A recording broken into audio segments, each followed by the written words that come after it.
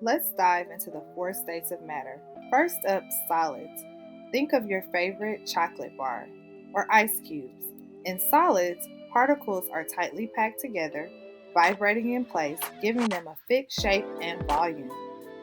Next, we have liquids. Picture water or soda. Here, the particles are still close but can slide past each other, allowing liquids to take the shape of their container while keeping a constant volume. Look at those particles. Now, onto gases. Imagine the air around you.